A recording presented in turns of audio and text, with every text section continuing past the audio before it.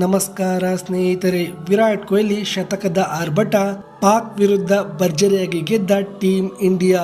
ಗೆದ್ದ ಬಳಿಕ ರೋಹಿತ್ ಶರ್ಮಾ ಕೊಹ್ಲಿ ಬಗ್ಗೆ ಹೇಳಿದ್ದೇನು ಎಂದು ಈ ವಿಡಿಯೋದಲ್ಲಿ ಸಂಪೂರ್ಣವಾಗಿ ನೋಡೋಣ. ಹೀಗಾಗಿ ವಿಡಿಯೋಗೊಂದು ಲೈಕ್ ಮಾಡಿ. ಹೌದು ಸ್ನೇಹಿತರೆ, ಇಂದು ಚಾಂಪಿಯನ್ ಟ್ರೋಫಿಯಲ್ಲಿ ಭಾರತ ಮತ್ತು ಪಾಕಿಸ್ತಾನ ತಂಡಗಳು ಮುಖಾಮುಖಿಯಾಗಿದ್ದವು. ಟಾಸ್ ಗೆದ್ದು ಮೊದಲು ಬ್ಯಾಟಿಂಗ್ ಮಾಡಿದ ಪಾಕಿಸ್ತಾನ ತಂಡ ಆರಂಭಿಕರಾಗಿ ಬಂದ ಬಾಬರ್ ಅಜಮ್ 23 ರನ್ ಹಾಗೂ ಇಮಾಮ್ ಉಲ್ ಹಕ್ 10 ರನ್ ಗಳಿಸಿ ಔಟ್ ಆದರೆ, ಬಳಿಕ ಬ್ಯಾಟಿಂಗ್ ಮಾಡಲು ಬಂದ ಶಾಕಿಲ್ ನಾಯಕ ರಿಜ್ವಾನ್ ಜೊತೆ ಸೇರಿ ತಂಡಕ್ಕೆ ಉತ್ತಮ ಅಡಿಪಾಯವನ್ನ ಹಾಕಿದ್ದರು.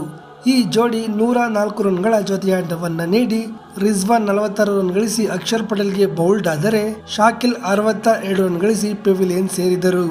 ಇನ್ನು ಕೊನೆಯಲ್ಲಿ ಖುಷ್ ದಿಲ್ 38 ರನ್ ಗಳಿಸಿ ಔಟ್ ಆದರು. ಅಂತಿಮವಾಗಿ ಪಾಕಿಸ್ತಾನ ತಂಡ 49.4 ಓವರ್ಗಳಲ್ಲಿ 241 ರನ್ಗಳಿಗೆ ಆಲ್ಔಟ್ ಆಯಿತು.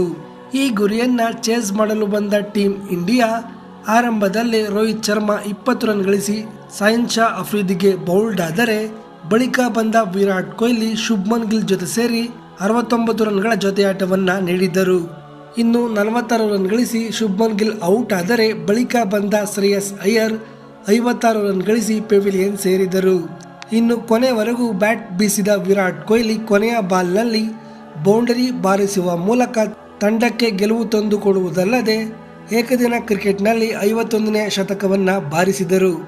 ಪಂದ್ಯ ಮುಗಿದ ಬಳಿಕ ಮಾತನಾಡಿದ ರೋಹಿತ್ ಶರ್ಮಾ, ವಿರಾಟ್ ಕೊಹ್ಲಿ ಫಾರ್ಮ್ಗೆ ಬಂದಿರುವುದು ನಮಗೆ ಖುಷಿಯ ವಿಚಾರ.